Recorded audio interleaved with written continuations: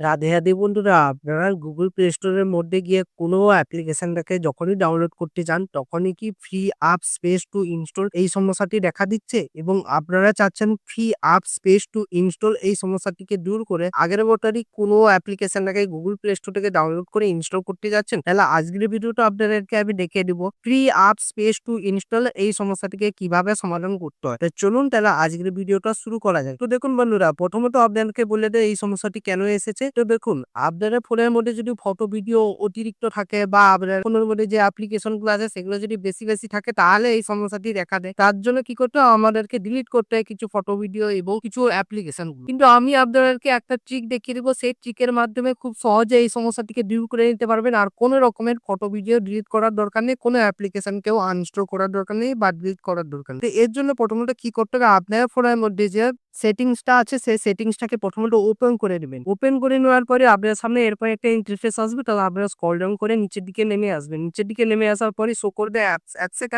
Touch করে দেওয়ার পরই ম্যানেজ অ্যাপসে টাচ করে দিবেন। টাচ করে দেওয়ার পরই আপনার ফোনের মধ্যে যে সমস্ত অ্যাপ্লিকেশন আছে সবই এখানে লোডিং হয়ে চলে আসবে। লোডিং হয়ে চলে আসার পরই তারপরে আপনাদেরকে কি করতে হবে, যেমন আপনাদেরকে উদাহরণস্বরূপ দেখিয়ে দিচ্ছি অ্যালায়েন্স ব্রডব্যান্ড, এটা আমার একটা অ্যাপ্লিকেশন। তো এখানে আমাদেরকে টাচ করতে হবে। টাচ করে দেওয়ার পরই স্টোরেজ এখানে টাচ করে দিব। তারপরে নিচের দিকে শো করবে ক্লিয়ার ডাটা, এখানে টাচ করে ক্লিয়ার ক্যাচে করে এবার ওকে করবেন। তারপরে কি করবেন, ক্লিয়ার অল ডাটায় টাচ করে এবার ওকে করে দিবি। তারপরে আপনার ব্যাক করে দিবেন। ব্যাক করে দেওয়ার পরই তারপরে আপনাকে কি করতে হবে, যেমন এখানে শো করছে আমার চ্যাট জিপিটি, এই চ্যাট জিপিটি আমি একবার টাচ করে দিলাম। টাচ করে দেওয়ার পরে স্টোরেজ এখানে টাচ করলাম। নিচের দিকে যে শো করছে ক্লিয়ার ডাটা, এখানে টাচ করে ক্লিয়ার ক্যাচে করে একবার ওকে করতে হবে। তারপর ক্লিয়ার অল ডাটায় টাচ করে একবার ওকে করে দিতে হবে, তবেই আপনার স্টোরেজটা ফ্রি আবার শুরু হয়ে যাবে। এবার অনেকের ফোনে এরকম সিস্টেম নাও থাকতে পারে, তাহলে আরেকটা প্রসেস দেখিয়ে দিচ্ছি। তাহলে সোজা আমাদেরকে কি করতে হবে, ব্যাক করে দিতে হবে। ব্যাক করে দেওয়ার পরে এরা যেসব ফোনে অ্যাপ্লিকেশন আছে সবই এরকম একটা ইন্টারফেসটা আপনার ফোনের মধ্যে শো করবে অ্যাপ্লিকেশন। তো যেই অ্যাপ্লিকেশনটা আছে সব অ্যাপ্লিকেশনে এইভাবে